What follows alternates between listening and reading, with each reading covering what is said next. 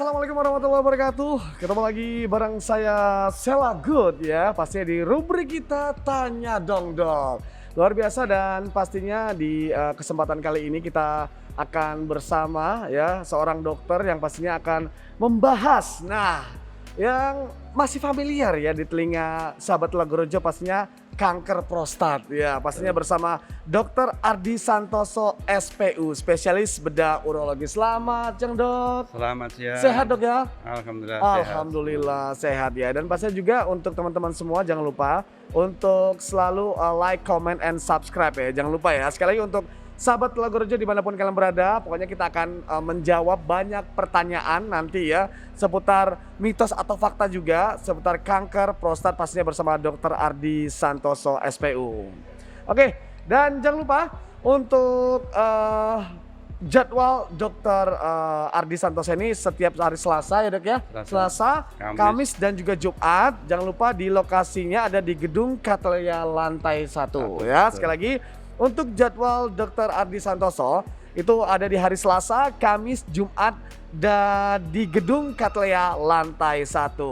Oke, di segmen yang pertama dokter, waduh kita bahas, ini kan saya orang awam juga Dok ya. Betul. Sering dengar yang namanya kanker prostat, tapi masih awam dengan namanya layanan yang ada di klinik bedah urologi ya Dok ya. Sebenarnya apa Dok layanan yang ada di klinik bedah urologi itu Dok?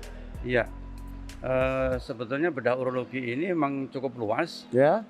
banyak ya. Orang juga sudah cukup familiar dengan urologi sebetulnya.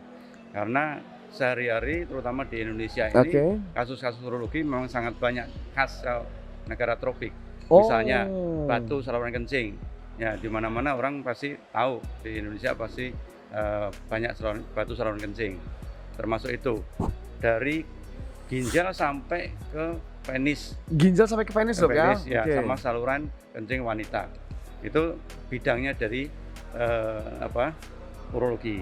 Dan terutama yang sangat terkenal saat ini adalah yang karena usia laki-laki makin tua ya, prostat lah yang paling terkenal. Prostat ya Dok ya. Oke, dan mungkin biasanya pasien dengan keluhan apa sih Dok yang mungkin datang ke klinik dokter sendiri Dok? Paling banyak Dok ini Dok? Ya, paling banyak memang laki-laki usia tua adalah prostat yang sering datang. Ya. Untuk perbandingan berarti memang lebih banyak dialami oleh pria Dok ya? Iya, prostat memang hanya ada di pria, perempuan nggak ada. Kalau yang mix artinya wanita itu batu yang paling banyak. Batu. Jadi ya Dok ya? laki dan perempuan batu saluran kencing yang cukup banyak. Ya. Jadi memang dialami oleh pria saja Dok ya? Ya. Dan untuk mixnya kalau cewek itu di batu biasanya Dok ya? Ya. Kalau secara harfiah nih ini pengertian kanker prostat sendiri itu apa sih Dok? Kanker prostat ini adalah kanker yang mengenai kelenjar prostat. Di mana kelenjar prostat ini sebetulnya adalah kelenjar normal yang ada pada setiap laki-laki. Dan kelenjar ini berfungsi untuk memberi makanan kepada sperma yang dikeluarkan oleh laki-laki. Jadi ya cairan mani yang keluar itu banyak adalah susunannya dari prostat. Itu untuk membawa sperma. Ya. Mungkin sahabat Lagorojo belum banyak tahu bahwa prostat itu ada persis di bawah kandung kemih lokasinya. Ada persis di bawah kandung kemih ya Dok ya? Jadi dia di bawah itu fungsinya tadi itu berpengaruh terhadap kesuburan laki-laki juga. Ya. Memberi makan sperma-sperma ini Dok ya? Yang akan berlayar menuju ke rahim itu. Iya, berlayar biar warak gitu, biar kuat, biar strong, biar spermanya juga bagus ya Dok ya? Itu supaya kualitas anaknya nanti menjadi lebih baik. Betul ya. Jadi pengertian kanker prostat juga seperti itu ya Dok ya? Dan untuk mungkin Dok ya, kita juga banyak mengetahui gejala awal untuk mendeteksi seorang mengidap kanker prostat sendiri secara visualnya apa sih Dok? Nah, sayangnya kadang kankernya ini tidak bergejala. Kecuali kalau ada pembesaran prostatnya sendiri. normalnya prostat itu adalah 20 gram sebesar biji kemiri. Oke. Tetapi kalau mengalami pembesaran, dia akan menjadi lebih besar, bisa sampai ke seperti bola tenis, ya, sampai sebesar itu. Jadi kalau sudah membesar itu biasanya baru menimbulkan gangguan. Misalnya kencing malam hari yang sering, kemudian kencing harus mengejan, kemudian seringnya buang air kecil dok ya? Iya, sering buang air kalau kecil. anyang-anyangan beda dok itu ya? Beda, beda. beda lagi ya. Iya. Ya. Jadi antara lain itu ya, jadi mengejan, kemudian kencing menetes, kencing lebih sering, terutama malam hari, ya itu kemudian pancarannya menjadi lemah. Kita tahu kalau laki-laki biasanya kalau di toilet itu kan bisa berdiri langsung keluar. Betul, ya. betul. Ya. Kalau dengan gangguan pembesaran prostat itu dia kan kadang-kadang menetes. Menetes dulu dok ya? Ya. Jadi nanti kalau lihat di tempat kencing massal itu, kalau ada laki-laki tua yang kencingnya dipempet-pempetkan ke toiletnya itu, nah itu biasanya sudah kena prostat. Waduh, juga. Ini info terbaru juga nih. Biasanya kita kan sering kencing massal loh, ya, di mall atau di tempat fasilitas umum itu. Betul, kan. Jarang ngematke ya. Ternyata banyak juga ya bapak-bapak kayak gitu. Saya juga pernah lihat loh dok, yang betul-betul di gebek, digerak-gerakin gitu ya. Dan ternyata itu juga adalah gejala prostat dok ya. Betul. Jadi sampai dia menetes seperti itu. Tapi kenapa dialami orang dengan usia yang sudah lanjut dok? Anak muda berpotensi nggak sih dok kena? Tidak, kalau untuk prostat sendiri biasanya memang munculnya sekitar umur 55 ke atas. Jadi memang usia-usia yang cukup tua. Ya. Nah, nanti mulai bergejala berat itu kalau sudah sekitar 65 ke atas, 70, 80 itu gejalanya makin berat, makin nyata. Gitu. Jadi di atas 55 tahun ya. Dan mungkin anak muda juga perlu khawatir nggak sih dok untuk sejak dini gitu menjaga prostat sendiri dok? Sebetulnya menjaga diri sangat penting karena ada juga penyebab yang menyebabkan kanker prostat itu munculnya sejak dini. Artinya kalau kebersihan kita sendiri tidak bagus, contohnya kita gonta-ganti pasangan dan gonta-ganti pasangan yang ternyata mungkin mengandung penyakit, infeksi. Itu dapat menyebabkan bisa, karena potensi nantinya akan menyebabkan infeksi pada prostat. Infeksi prostat yang kronis bisa menimbulkan kanker pada prostat itu sendiri. Hati-hati ya sahabat Logorejo ya, cah canom ya. Ya, makanya harus dengan setia dengan pasangannya ya kan, karena bisa berpengaruh berpotensi terkena prostat sejak dini mungkin karena itu tadi ya dok ya. Mungkin ini pertanyaan terakhir dong, mungkin di segmen ini ya. Jadi faktor-faktor yang mempengaruhi seseorang beresiko terkena kanker prostat itu apa saja dok? Tapi nanti dijawab ya dok ya. Habis ini kita akan jawab ya, mitos atau fakta pastinya luar biasa bersama Dr. Ardi Santoso SPU. Kita bakal balik lagi setelah pesan-pesan berikut ini, tetap di rubrik kita Tanya Dong Dok.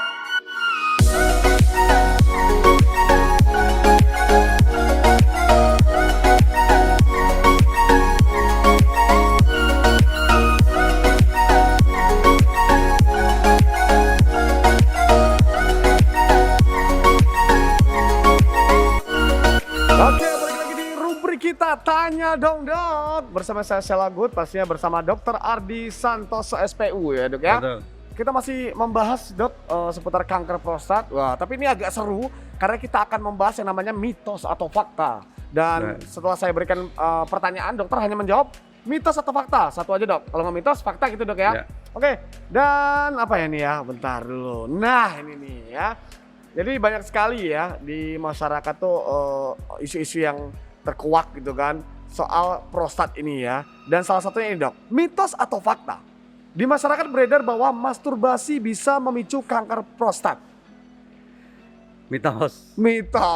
Kita jawab nanti dok ya. Ya, yang buat pertanyaan sangar ya ini ya. Gak apa-apa dok, namanya anak muda dok ya. Iya, kadang kan kita suka kepo dengan banyak pertanyaan gitu kan. Apalagi kita yang masih muda ya. Untuk sahabat Logorejo, ternyata mitos ya. Untuk masturbasi bisa memicu kanker prostat. Pertanyaan kedua dok, mitos atau fakta konsumsi cheeseburger, kentang goreng dan soda itu memicu kanker? Mitos. Dua mitos ya. Kita akan bahas setelah secara detail habis ini. Pertanyaan ketiga untuk Dr. Ardi, penggunaan smartphone sampai larut malam memicu kanker prostat. Mitos atau fakta dokter? Mitos ya. Mitos. Oke, mungkin kalau sambil gini tampilin sampai subuh gitu ya, memicu ya, apalagi nempelnya di bawah mungkin ya. Itu beda lagi ya. Perokok aktif mempunyai resiko tinggi terkena kanker prostat. Mitos atau fakta, Dok? Belum jelas gimana ya? Belum jelas. Oke, tengah-tengah abu-abu ya, antara mitos dan fakta. Kita bahas ya. Oke, Dokter Ardi, tadi kan saya mengajukan 4 pertanyaan ya, yang dimana memang banyak sekali beredar isu-isu di masyarakat yang mungkin kiranya ini mitos apa fakta nih, bener atau enggak nih memicu kanker prostat gitu kan. Salah satunya ya adalah ini, Dok, masturbasi memicu kanker prostat ya. Mitos atau fakta sih, Dok? Katanya tadi mitos, Dok. Mitos, betul. Kenapa, Dok? Iya, karena memang betul-betul tidak ada hubungannya. Oh, kanker prostat tidak ada hubungannya. Ya. Jadi masturbasi itu sebetulnya ya, salah satunya adalah untuk mengosongkan prostat, kandungan prostat yang memang rutin biasanya dikeluarkan. Contohnya adalah kalau kita mimpi basah. Nah, ya. Itu, Dok, biasanya saya sering, Dok. Mimpi ya. basah itu kan normal saja. Normal. Ya. Artinya sudah waktunya memang keluar, gitu. Karena kita mungkin belum menikah, ya kan, sehingga keluarnya lewat masturbasi itu atau mimpi basah itu. Oh, itu jadi, saking penuhnya gitu akhirnya keluar dengan sendirinya lewat mimpi gitu, Dok, ya? Otomatis itu seperti itu. Itu bagian dari pertahanan tubuh kita seperti itu. Jadi tidak perlu takut misalnya kita mau masturbasi, kecuali tiap jam mau masturbasi ya, itu yang berbahaya ya kan. Itu. Tapi tidak ada hubungannya antara masturbasi dengan kanker prostat terutama ya. Itu tidak apa-apa karena prostat sendiri itu tetap memproduksi cairannya, cairan maninya itu tetap akan diproduksi. Ya? Iya, selama laki-laki itu hidup ya, mani pasti dia akan keluar terus. Ya, jadi prostat tidak akan habis. Ya, jadi jangan takut. Dan itu tidak menyebabkan mungkin takutnya kelenjar prostat bekerja ekstra terus ya, sehingga memicu untuk kanker. Jadi tidak ada hubungannya. Ternyata mitos ya. Kalau kita lihat untuk teman-teman yang masturbasi ya, kalau keluarnya seminggu 2 kali wajar ya kata dokter. Kalau setiap jam gitu ya dioyake ya itu aduh ya, banyak teman-teman saya soalnya di luar sana ya. Jadi adalah mitos ya, masturbasi itu dapat mengalami gejala kanker prostat ya. Oke, ini, Dok, pertanyaan kedua, Dok. Ini kan banyak banget orang-orang yang mungkin mengkonsumsi fast food gitu, Dok ya. Jangan konsumsi kayak gitu, nanti bisa kanker prostat. Salah satunya mungkin cheeseburger, kentang goreng, soda. Itu bener gak sih, Dok? Yang jelas faktor risiko untuk terjadi kanker prostat salah satunya adalah memakan makanan yang mengandung daging merah. Itu yang biasa terjadi ya. Itu seperti dari orang Amerika yang kita lihat kalau makan steaknya itu steak yang gede-gede dan setengah matang. Itu kalau bahasa Jawanya mayak, Dok ya? Mayak, banyak gitu, ya. Ya. Jadi dan setengah matang. Bahkan kadang-kadang hampir ke mentahnya ya. Jadi itulah yang menjadikan angka tertinggi di dunia adalah kanker prostat di Amerika. Amerika, Dok ya? Ya. Dan orang Jepang yang biasanya makan ikan, sashimi gitu itu ya? Sushi. Sehat, jarang biasanya terkena kanker prostat.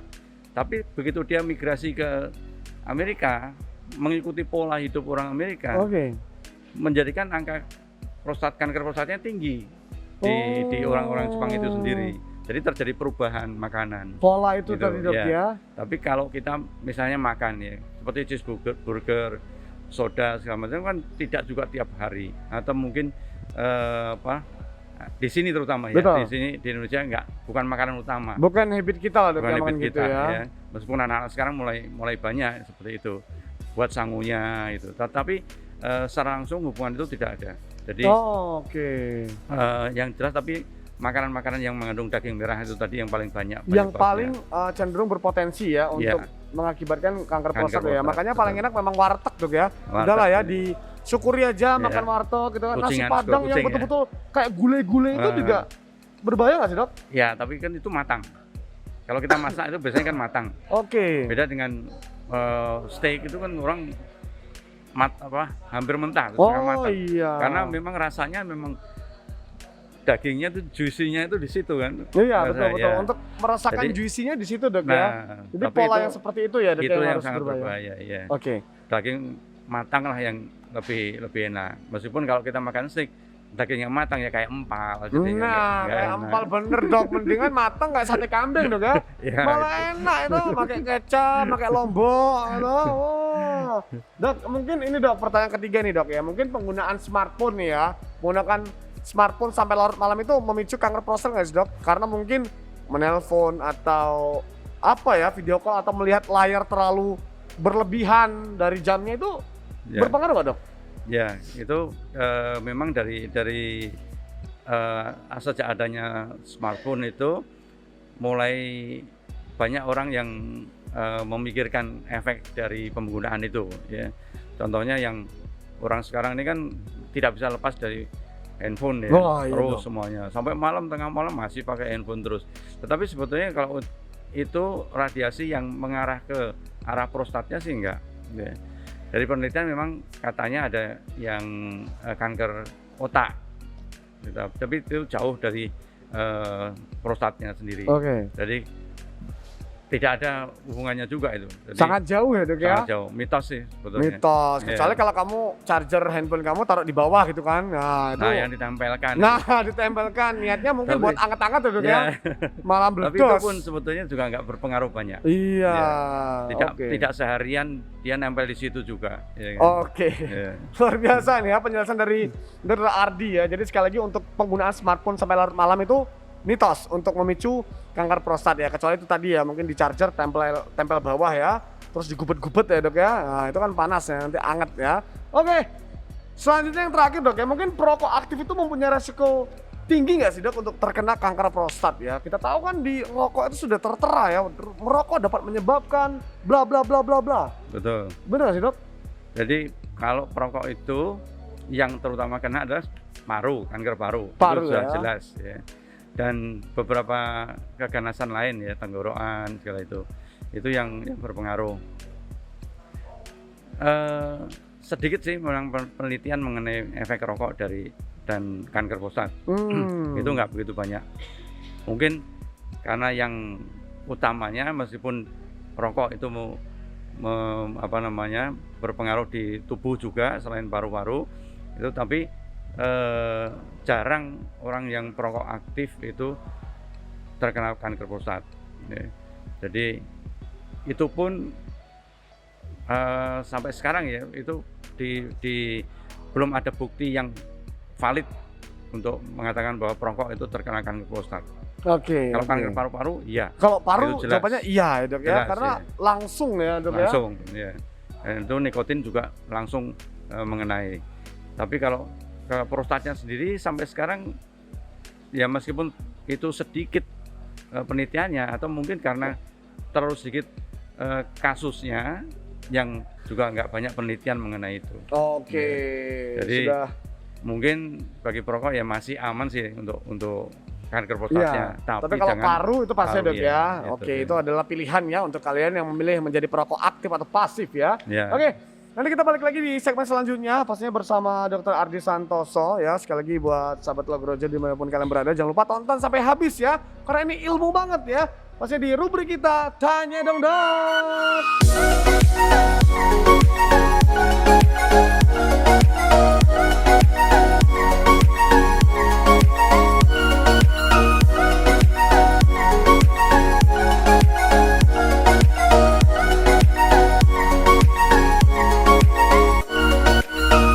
Oke, balik lagi di rubrik kita Tanya Dong, Dok. Pastinya bersama Dr. Ardi Santoso SPU ya. Saya ngeliat mana nih? Oh, ini sini ya. Khilaf ya.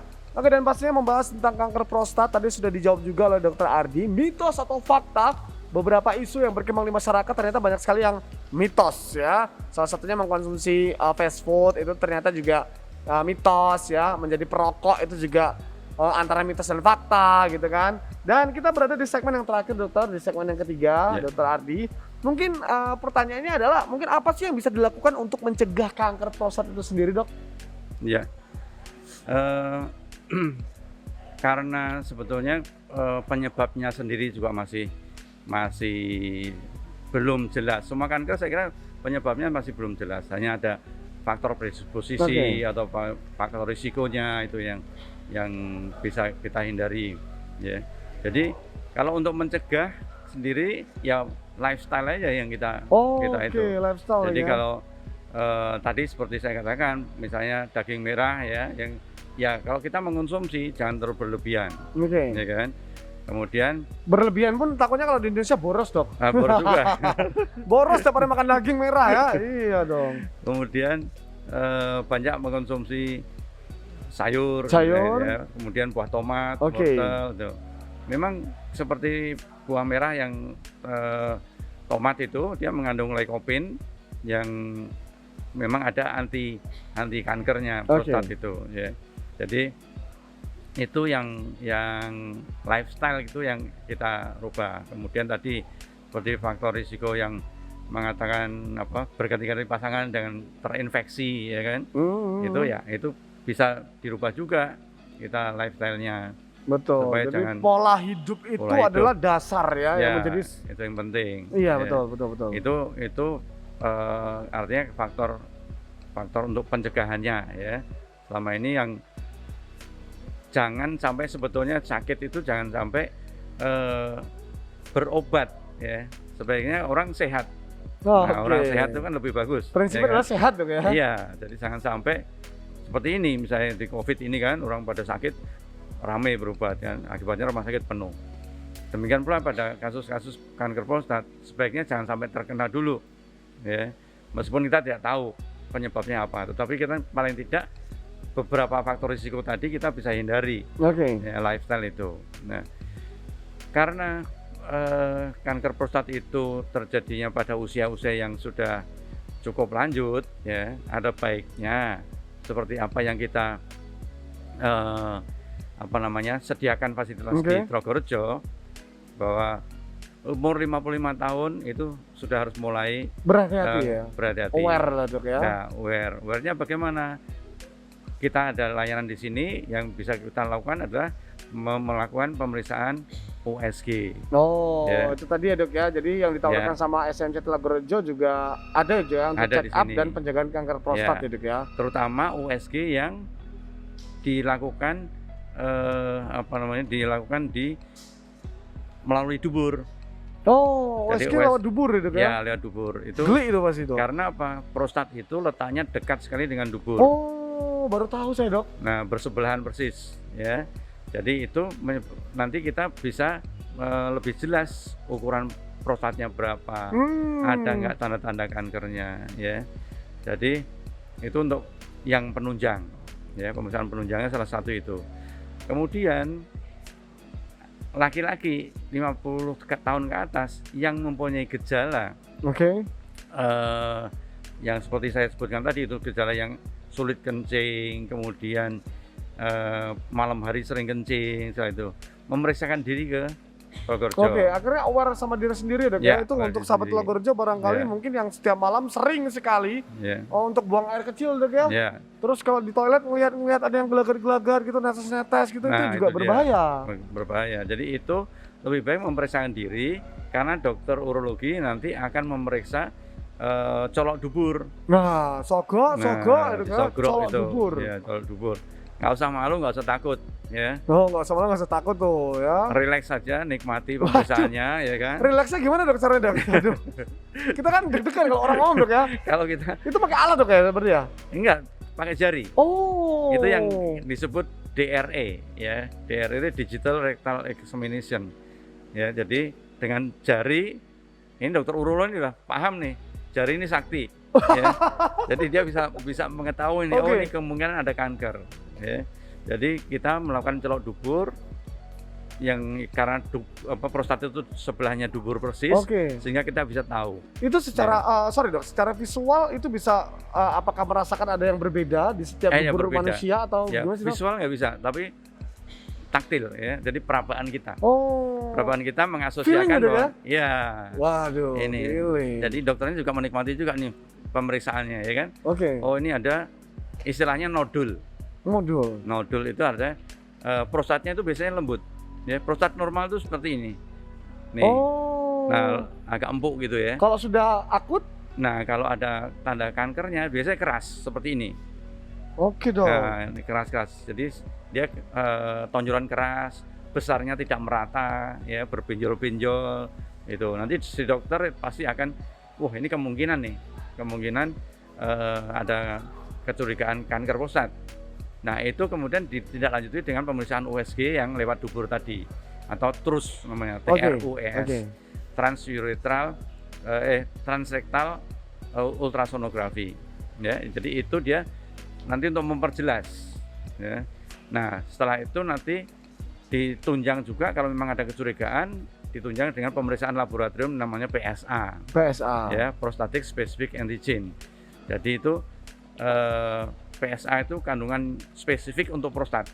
Oke. Tapi bukan berarti bahwa PSA itu adalah kas kanker, bukan, ya, bukan kas kankernya. Tapi itu tandanya dari salah satu kanker prostatnya. Ya. Nah dari situ, kalau selanjutnya adalah dilakukan biopsi transrektal. Biopsi itu di guiding dengan USG tadi, ya, kemudian akan diambil contoh jaringan sedikit itu di beberapa tempat, ya, sekitar 16 sampai 24 tempat itu kita tusuk jarumnya itu, kemudian kita periksa ke laboratorium patologi anatomi. Nah di situ nanti akan diketahui, oh ya ini betul ada kanker prostat. Wow, ya. Luar biasa. Ya. Tapi kalau kita pada waktu pemeriksaan tidak ada nodul tadi, tidak ada yang keras, prostat normal, kita tidak perlu aktif melakukan biopsi. Tidak perlu. Ya. Jadi mungkin itu gejala prostat sendiri tadi yang saya katakan itu kadang-kadang memang ada pada usia-usia tua. Itu tadi itu kali 55 tahun ke atas gitu ya. Jadi belum tentu kanker. Tetapi alangkah baiknya 55 tahun ke atas itu sudah mulai check up istilahnya. Luar biasa. Dokter Ardi, mungkin terakhir ada yang mau disampaikan untuk sahabat Logorejo, dokter mungkin? Ya, sahabat Logorejo mungkin lifestyle-nya mulai diperbaiki, ya, pola hidup sehat yang harus betul-betul dipatuhi, ya, dipahami sehingga jangan sampai terjadi penyakit. Ya, lebih baik kita mencegah sebelum sakit beneran. Luar biasa sekali lagi. Terima kasih untuk Dr. Ardi Santoso SPU, luar biasa. Dan di tema kita rubrik kita tanya dong dok ini kita sudah membahas panjang lebar seputar kanker prostat, ya, dari gejala sampai dengan mitos atau fakta dengan isu-isu yang berkembang di masyarakat. Dan jangan lupa untuk jadwal Dr. Ardi Santoso itu ada di hari Selasa, Kamis dan juga Jumat itu ada di lokasinya bedah urologi ya dok ya? Ya, lantai 1. Di lantai 1 Katlea ya. Dan juga sekali lagi untuk info, Center of Excellence-nya Rumah Sakit Logorejo itu ada yang pertama IVF, ada bayi tabung, yang kedua ada bedah syaraf dan juga jantung. Jadi bisa konsultasikan segala penyakit Anda dan juga aware yang penting terhadap kesehatan ya. Dan jangan lupa sekali lagi di Instagram, di follow terus di @rs.logorejo. Dan yang terakhir di YouTube kita, jangan lupa di like, comment, dan subscribe di SMC RS Logorejo. Oke, dokter sehat selalu ya. Terima kasih. Akhirnya kita berada di closing ini. Kita mau pamit dulu. Terima kasih untuk teman-teman sahabat Logorejo yang sudah menyaksikan rubrik kita tanya dong dok. Sampai ketemu lagi di lain waktu. Dadah.